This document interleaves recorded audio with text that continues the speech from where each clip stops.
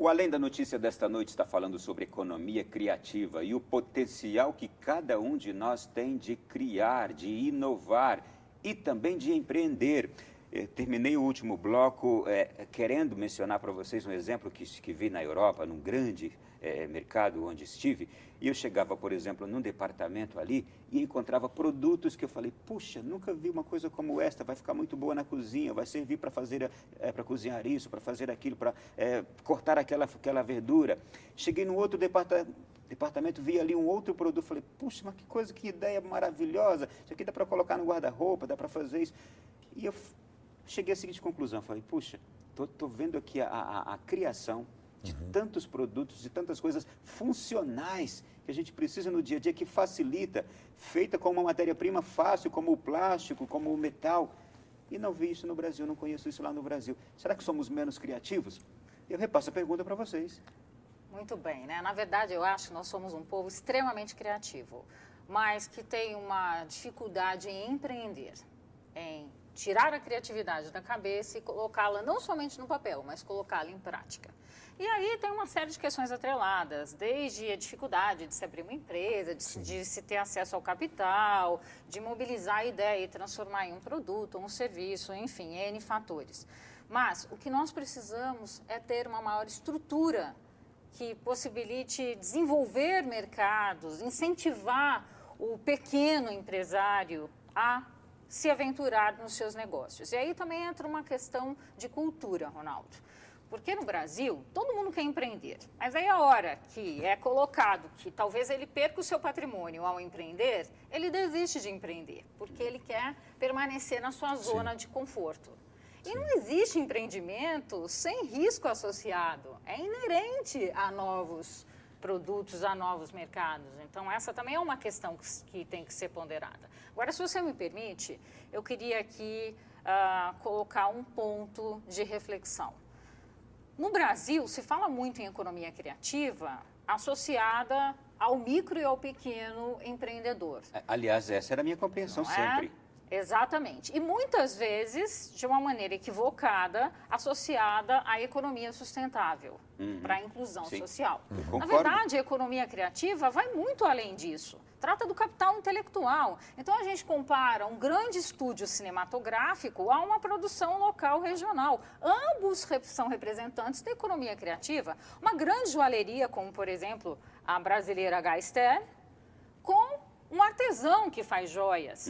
Então, independente da escala, a Apple é uma empresa da economia criativa, o Google da mesma forma, um Uber, que trabalha com economia compartilhada, ou Common Things, que hoje se chama de uma outra corrente. E um feirante que está no meio da feira com uma ideia bem bacana para vender mais, para produzir mais, é também... Um feirante, um produtor rural que tem uma produção artesanal, que faça a sua geleia em baixa produção, baixa escala, também está apropriando a economia criativa. Setor de gastronomia, enfim. Eu acho que eu estou identificando algo no que você está falando. E quando eu fiz essa comparação com a Europa, e você nos falando das limitações aqui no nosso país, inclusive da limitação cultural, talvez falte maior incentivo também da parte do governo para essas ideias brilhantes que surgem, mas que não vão adiante, porque o indivíduo não tem ali aquele aporte financeiro para levar adiante aquela ideia criadora. Na verdade, existe um fenômeno, complementando o que a Rosana aqui colocou muito bem, e você, Ronaldo, com sua compreensão fantástica, inovação, criatividade acontece em rede. Então, você tem universidades, você tem bancos de fomento, você tem as políticas públicas, você tem associações de empresários, você tem federações, você tem um ambiente que é necessário, uma rede, um ambiente positivo, promovido pelas empresas e pelo governo, aonde você precisa se inserir para inovar. Por exemplo, eu sou um feirante, eu tenho uma ideia fantástica, mas eu preciso de apoio de uma universidade, eu quero trabalhar alguma coisa orgânica, eu quero trabalhar um novo produto, eu queria criar uma fruta diferente, eu quero aperfeiçoar, mas eu não tenho o conhecimento. Eu preciso ir para a universidade, eu preciso ir para um banco fomentador que possa falar, eu preciso de um microcrédito o crédito porque eu tenho uma boa ideia, mas eu não tenho recurso para fazer isso. Então, nós precisamos um ambiente, né? Um ambiente favorável onde os empresários pequenos, médios, grandes se inserem e possam sistematicamente empreender. Que a Rosana falou, é a capacidade de empreender, mas não só de empreender, mas de ter todas as âncoras que eu preciso. Eu preciso conhecimento das universidades, eu preciso dinheiro no banco, eu preciso política pública, eu preciso uma série de serviços, eu preciso entender sobre impostos, eu preciso entender sobre a economia, eu preciso entender sobre fluxo de caixa, eu preciso entender de finanças. Então, eu preciso transformar essas pessoas criativas em empreendedores que, de fato, têm uma chance de fazerem seu negócio acontecer nesse mercado. Ronaldo, se você me permite, eu gostaria de citar muito rapidamente 2 exemplos. Um no Brasil, que é o Porto Digital, em Pernambuco, na cidade de Recife, e o outro na Inglaterra. A Inglaterra é o berço da economia criativa. Desde o governo de Tony Blair, eles vêm trabalhando, inclusive em caráter de uma pasta interministerial, que faz muito mais sentido do que você pensar em um único ministério, porque há um programa de governo em prol do desenvolvimento econômico, não só das indústrias criativas, porque elas geram impacto direto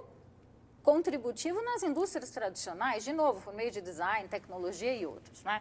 Então, primeiro exemplo da Inglaterra. Lá tem um centro de referência chamado NAST, que é National, o NEST, perdão, que é National Endowment for Science, Technology and the Arts.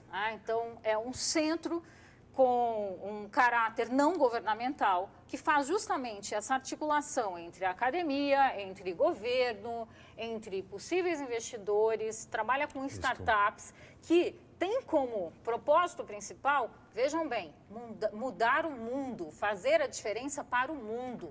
Então, a Inglaterra, enxergando como é que ela pode contribuir para o mundo, inclusive se apropriando de iniciativas que são desenvolvidas em outras nações.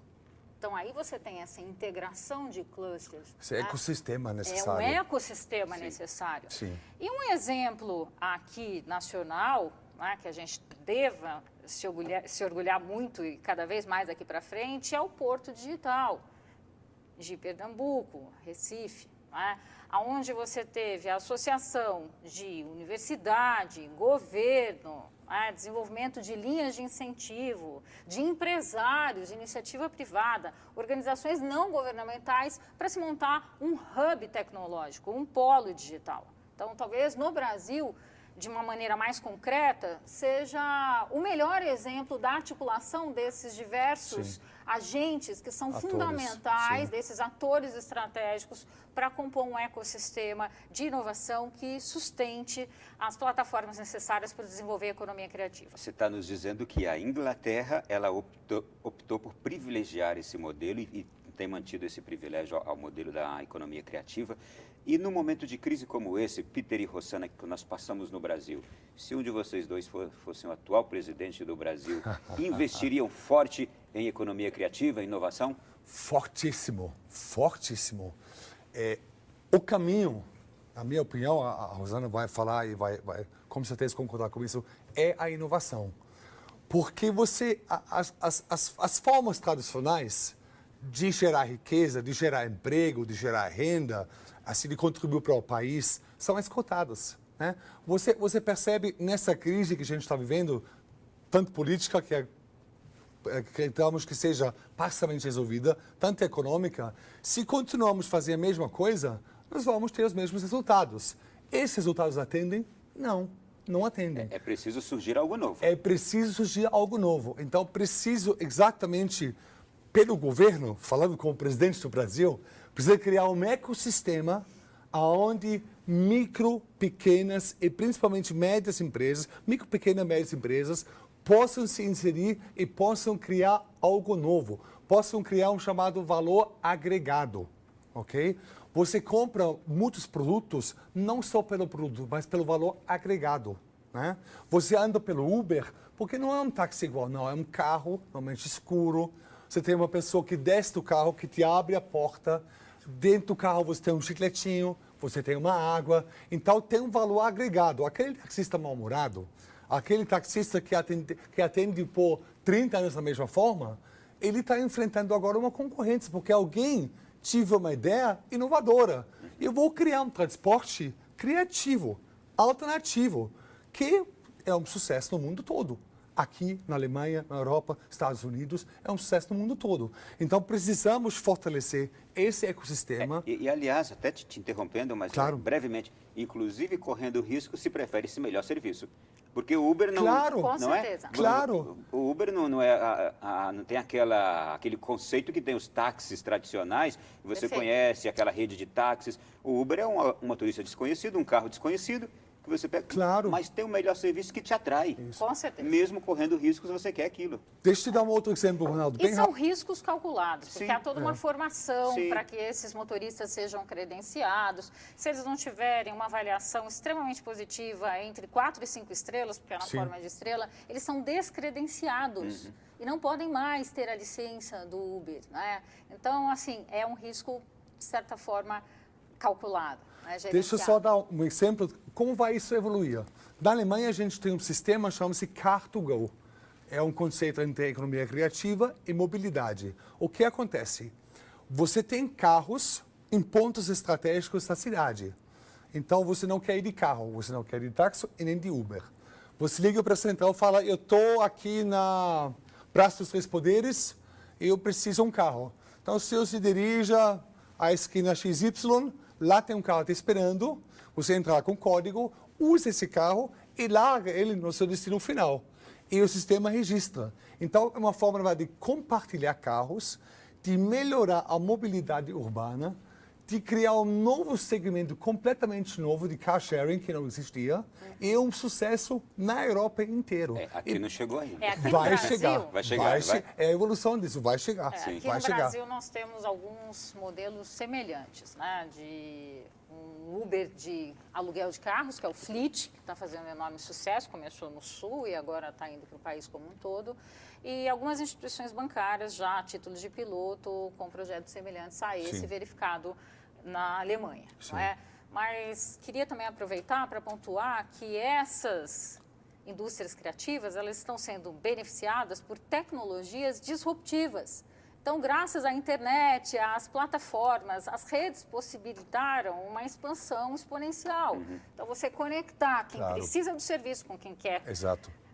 Oferecer esse serviço por meio dessas plataformas tecnológicas. E aí não só o exemplo do Uber, do Airbnb, do Fleet e outros mais. Isso abre um horizonte enorme para negócios. E para responder ao seu questionamento, eu acredito que... Rossana Presidente, por favor. Economia criativa deva ser a prioridade na pauta de desenvolvimento, seja de um país, de um estado ou de um município. Agora, eu tenho um certo receio disso, Ronaldo. Recentemente, nós tivemos uma experiência não tão positiva a respeito.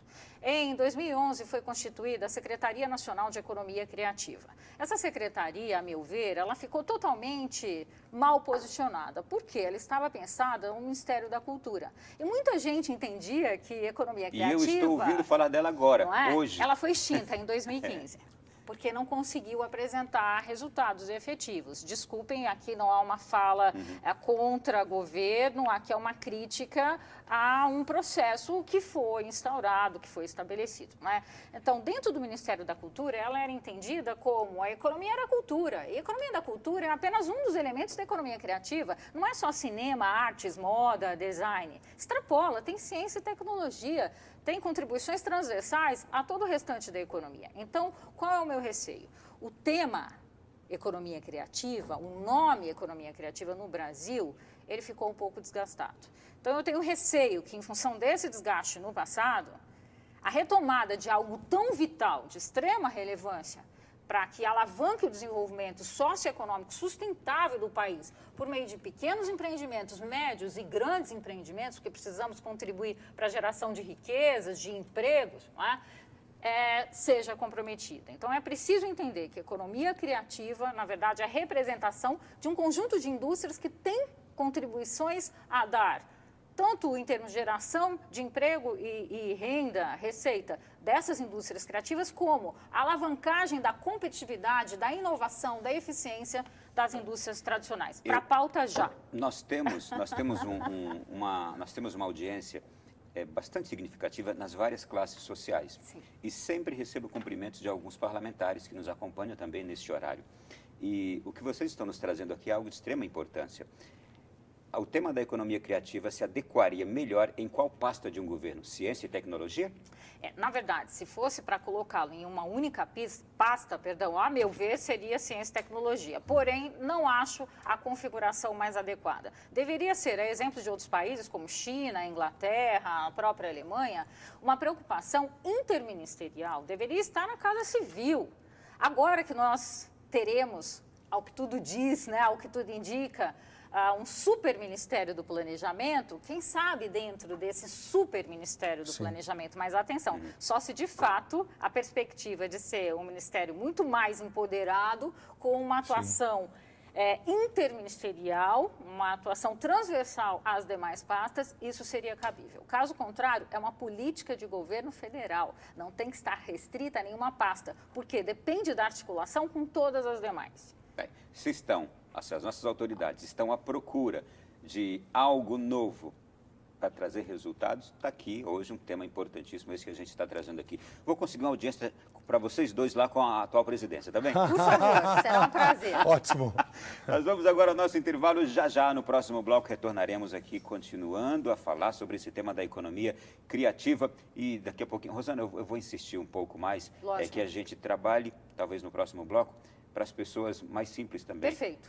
Para as classes sociais mais baixas, como trabalhar isso nesse momento de crise. Perfeito. Até já.